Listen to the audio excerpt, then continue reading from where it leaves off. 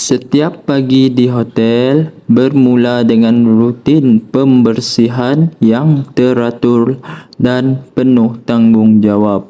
Saya memulakan kerja dengan menyapu tangga satu persatu bagi menghilangkan habuk dan kotoran yang terkumpul.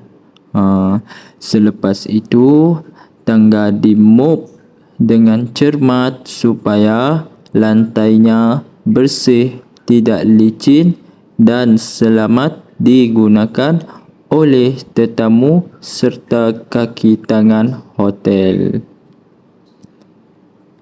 Selesai di bahagian tangga, saya bergerak ke kawasan koridor hotel. Lantai koridor dimop secara menyeluruh dari satu hujung ke hujung yang lain. Setiap langkah dibuat dengan teliti bagi memastikan kawasan laluan tetamu sentiasa bersih, kemas dan memberikan suasana yang selesa serta menenangkan. Seterusnya, saya membersihkan tandas di kawasan lobi.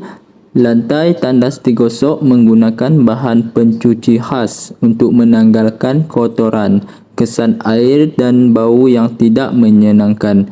Pembersihan dilakukan dengan rapi kerana tandas lobi merupakan kawasan yang sering digunakan oleh tetamu dan pengunjung hotel. Selepas itu, mangkuk tandas digosok sehingga bersih dan berkilat. Bahagian dalam dan luar mangkuk diberi perhatian bagi memastikan tahap kebersihan yang tinggi serta memenuhi standard kebersihan hotel. Setiap sudut dibersihkan dengan teliti demi keselesaan dan kesihatan semua pengguna. Akhir sekali, saya melap cermin dan sinki di kawasan lobi. Cermin dilap sehingga jelas dan berkilau, manakala sinki dibersihkan supaya bebas kesan air dan kotoran. Walaupun tugas ini dilakukan setiap hari, kebersihan adalah keutamaan.